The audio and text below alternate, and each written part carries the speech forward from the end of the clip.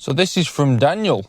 I'm 35 years old, and for the first time in my life, I don't recognize the person I am at work. I used to be confident, the guy with ideas, the one people came to for direction. But over the past year, everything's changed. My company brought in a new director, and ever since, I feel like my role has been shrinking right in front of me. Meetings I used to lead are now handled by the team. Projects I build from scratch have been reassigned. When I speak up, I get polite nods but no action. I've gone from feeling valued to feeling optional. The worst part, I've started doubting myself. I reread emails 5 times before sending them. I apologize in conversations even when I've done nothing wrong. I sit quietly in rooms where I used to contribute without thinking. My partner tells me it's just a transition, but I'm scared I've peaked. I'm scared I'm losing relevance and that this shrinking version of me is the new normal. I still want to grow, but I don't know how to find my confidence again when work feels like it's slowly erasing me. How do you rebuild self-worth when your career starts making you feel invisible? So again, we gotta check our foundation. Are you eating right? Are you sleeping right? Are you exercising? Are you training? Again, if we're not doing those things, like I say every video, you can't tell if your judgment is even accurate. But one of the first things, other than the foundation, that I would say and comment on when it comes to this, is you've attached your self-worth to your work, to a thing. You don't need to do that. That's where your problem is. That's where your biggest issue is. Your work doesn't make you who you are. It's so much bigger than that. You're so much bigger and better than just the work that you produce. You add so much more value in this world than just work. And what's probably happened here is you've probably not had any self-worth till you've either got your job or studied for your job or trained for your job. That's give you your self-worth, which has helped you at that time. Me and my dad had this conversation about a month ago, maybe a couple of months ago, about some people do need to just develop a skill and to give them self-worth. But what the issue is, once you've done that, there's always a chance you're going to lose it. You look at athletes and they're sort of suffering in the same position as you because as you get older, your body isn't performing the same as it should. So the mistake you've made is you've built up your self-worth with your skill. But once you've got it, you've not managed it well in terms of, right, one day this is going to go. Let's really do a deep dive into myself. Now that I feel confident, to start seeing, well, why didn't I feel confident? Is this a sense of false confidence? The confidence you've gained, is it just a blanket? Is it just a cover to hide all your insecurities? And as over time, because it's been hiding this and covering this up and giving you a false sense of who you are, which is what I believe happens when you attach yourself to something. Like I said, you're so much bigger than the work that you do because the work can disappear, things can change, but you stay you. So when that starts going down the drain, you start panicking and you start losing yourself because maybe it's not your true self. Maybe you're not being you. And this is the issue sometimes when you've got goals and you've got achievements and you attach yourself to these ideas. Your self-worth is attached to achievement, to status. And that's not what it should be. You should have been working on how do you feel good enough without any accomplishments, without adding. Just being you should be good enough. It's the trap we fall into in this society, that we convince ourselves we've got value because of something we do, not just because of who we are. In a sense, being your true self is all right as well. How many people around that same table are putting on a facade, aren't being who they actually are, and then you compare yourself to everyone and you think, God, I'm fucking it up here. How many people go into the office nervous to start the morning, nervous to be not themselves? Has this forced you to become your true self in a way? And confidence is a funny thing, because as I grew up, I thought about confidence and thought, yeah, I want to be confident. And you can't force yourself to be confident. There is no tricking yourself into like, oh yeah, I'm confident now. All confidence is sort of the belief in your actions, the belief in yourself. I'm confident, and I know I'm confident because I know whatever situation I'm going to be put in, I'm going to be okay. I'm not going to be successful. Don't get me wrong, absolutely not. But I'm going to be okay. The failure that happens is going to teach me a lesson for the next time. And even the next time I'm going to fail, don't get me wrong. I'm then on that journey, I'm on that path to figuring out what is right.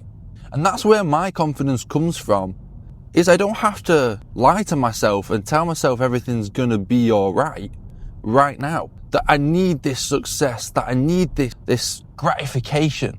I need this outer addition onto my life, this outer pleasure that makes me feel like someone because I've got it. Because I've reached out and grabbed it, and now it makes me the person I want to be. You're already the person that you need to be.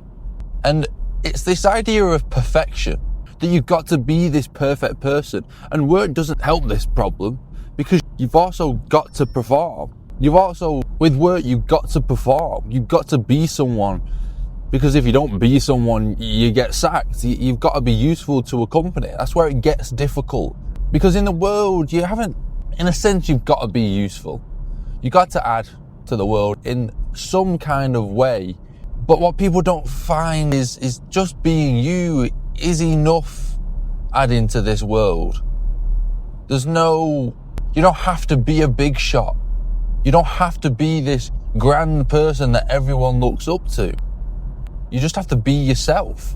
And it's one of the most difficult things, being yourself. It's more difficult than learning how to be confident. It's more difficult than developing a skill, because there's so much insecurity that comes with just being you. You grow up in school being bullied or being taunted. You then develop coping mechanisms, how to deal with that, because you're so nervous and anxious about you've got to be someone. Being yourself, it isn't good. And events like what happens like to Daniel, these happen, and it knocks your confidence, because your confidence isn't built on a strong foundation.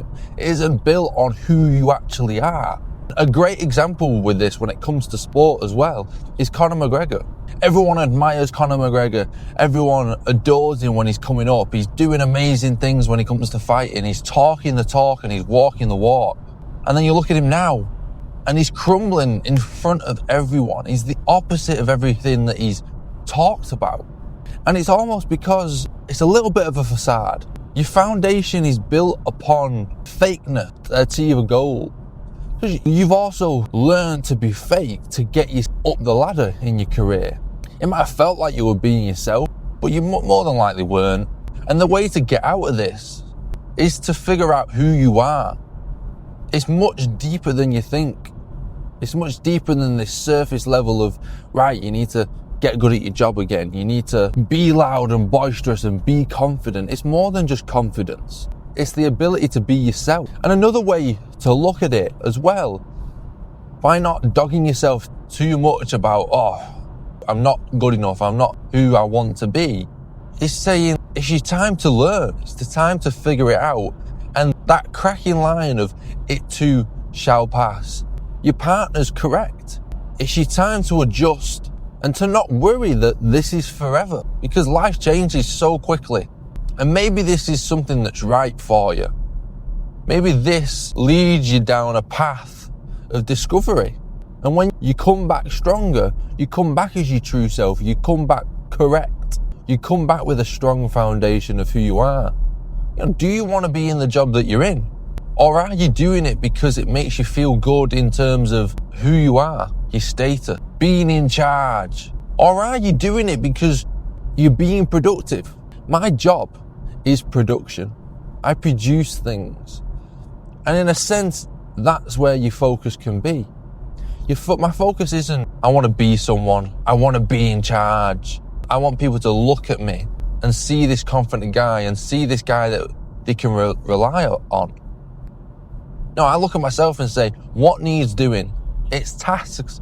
Work is just tasks. That's why it can get so boring, because we want it to be more, because we want to feel like more. And there's more to life than work. Sure, work is the majority of our life. Don't get me wrong. So you want to feel comfortable at work. But when you've been living a lie, or when your confidence gets knocked, if you're not living a lie and your confidence just has been knocked, look deep down, what are you actually worried about? Are you worried about that you're now going to lose your job? Because if that's what you're worried about, fair enough. But if it's not that, and you're worried just about yourself and how you appear, that's wrong. In my opinion, that is wrong. You can worry about losing your job because we all need money in life and we all need a career sometimes to sustain ourselves if you haven't found the thing that you love and you can make money off the thing that you love. But if it's just that you're going to lose your job and that's the deep down worry, unfortunately the advice is get a grip of your emotions because it's now not emotional. Like I said, work is task focused. Get better at your job. Learn why this new guy is better than you because that's how you feel and it might be the truth. And it's okay for the time to now get a grip. The time now is to learn again. The thing is with our jobs, we all learn at the beginning. We're all trained, we all study, we all have an apprenticeship. And you think once you've done that, learning's over. We don't have to learn anymore, we know what we're doing. But you might be in a career for 20, 30 years and you've still got to learn. Are you going to become obsolete? Because it's to do with the tasks. How much more efficiently can you do the tasks? How much more value can you provide for a company? And that's why you can't lean on work to give you this confidence, to make you feel like a better person. Sure, you can lean on the skill to make you feel more confident and more valuable, but you've got to keep updating that skill. You've got to keep learning and developing it and improving that skill for that to stay. Because as humans, we forget and we don't appreciate what we've learned and how skillful we are, so we're always chasing more. You can't put all your chips on this red of this is my value, this is what I mean to the world, is just work. Because like I said, you're much more than that. And another side to this coin is, are you just being delusional? Are you being paranoid? Why do you feel like you can't speak up as well to anyone? You've got no one at work that you can pull aside and start talking about this and say, listen, am I delusional here? What's the reality? Why aren't people looking towards me like they used to? There must be someone you can talk about, a manager. As an employer, that is the perfect thing you want. And if it's not what you want, they don't want you at the company and your time's limited anyway. But go to someone and say, listen, this is how I'm feeling. Is it the truth? And if it's the truth, well, they'll help you. They'll be able to say, listen, this is what you're doing. And it's not personal. These are just the actions you need to take to improve how you perform at work. It's not personal. It's just time to grow. It's time to learn again. The other answer is no, listen, it's all in your head. This is why I say the foundation of eat, sleep and train is so important. Because we're so emotional as humans. As a creature, we're fucking ridiculously emotional that you can't ever trust what the hell's even going on in your mind if you don't sort yourself out. You can't think straight if you don't get the right amount of sleep continuously. If you don't fuel yourself, you can't perform mentally enough. You put the blame on yourself, but realistically, if you're not getting the nutrients you need, your brain isn't going to work properly. If you don't train, you're not going to get rid of that excess energy that makes you anxious, that makes you paranoid. That's why it's so important to have a strong foundation in life, because you can gauge what's really going on. I've grown up and I've not known where I am. I'm delusional as it is now, but growing up, you can't gauge what reality is sometimes. So it's hard enough without having a strong foundation. At the end of the day, it's not the end of the world. There are bigger problems in life, don't get me wrong. And this might be a big one for you, but it's all going to be okay. We've all got insecurity. It's okay to be feeling this way. That's sometimes a part of the worry. The worry isn't what's going on right now. The worry is the future. Like I said, are you going to lose your job?